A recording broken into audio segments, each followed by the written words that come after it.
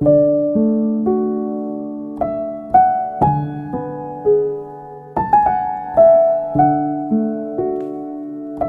হয়তো সবাই একইভাবে 1000 বছর ধরে গন্তব্যবিহীন পথ হাঁটিবে, ক্লান্ত হয়ে। শিশির ভেজা ভোরে নগ্ন পায়ে হেঁটে চলবে বহু ক্রোশ।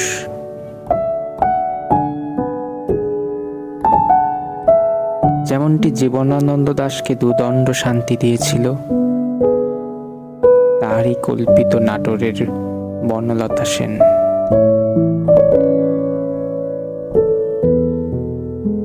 যে কিনা আজও নিখোঁজ।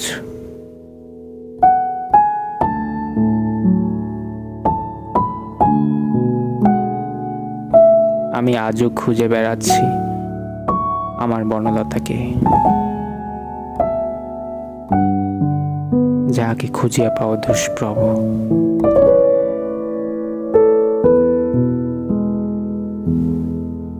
জানি না সে কোথায় আছে,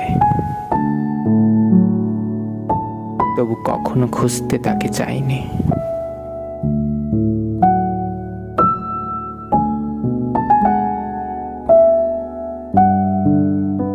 ওই প্রাচীর যদি পাছে ভেঙে পড়ে,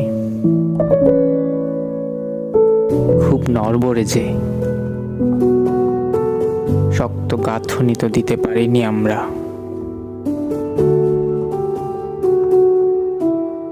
হঠাৎ থমকে দাঁড়াই তার পদধ্বনি শুনিয়া। প্রতিটা নিঃশ্বাসে অনুভূত হয় তাহার সুবাস।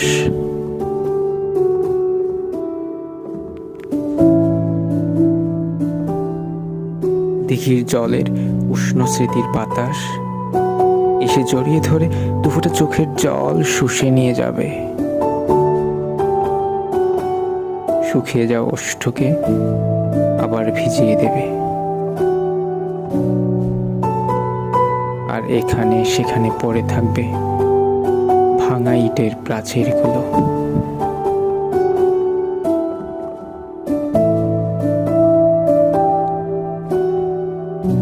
প্রাচীরের এপারে আমি তাও খুঁজে বেড়াবো আমার বনলতাকে। চেনা জায়গায় তাহাকে অদৃশ্য করিবার তীব্র আকাঙ্ক্ষাই এখন আমার একমাত্র পিপাসা।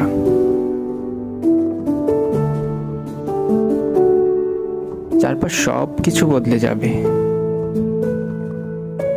শুধু তোমাকে একই সময়ের বৃত্তের কেন্দ্রবিন্দু করে চারপাশটা ঘুরব।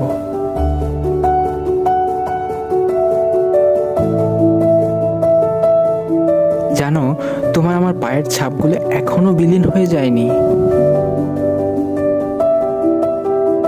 যে পথ আমাদের বহুকাল ধরে চেনে।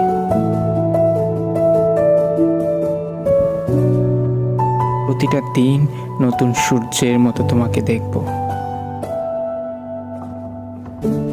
সেই অতীত থেকে তোমাকে ডেকে নিয়ে আনি এই শালবনের লাল মাটিতে।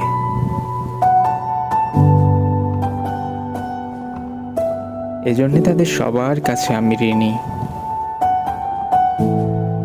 যতবার আমি জানুয়ারির গভীর চন্দ্র রজনী, স্নিগ্ধ শিশির ভোর কিংবা রোদেলা বিদায় দুপুর চেয়েছি,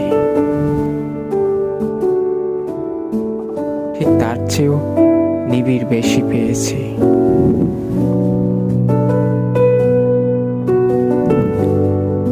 প্রজ্বলিত সন্ধ্যা প্রদীপে তোমার সুবাস খুঁজে পেয়েছি, রজনীগন্ধার শুভ্র পাপড়িতে।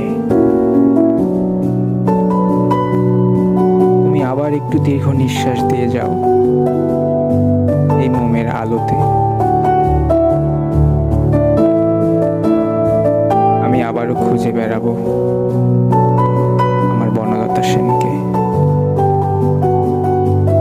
আমি আবারও খুঁজে বেড়াবো আমার রজনীগন্ধাকে।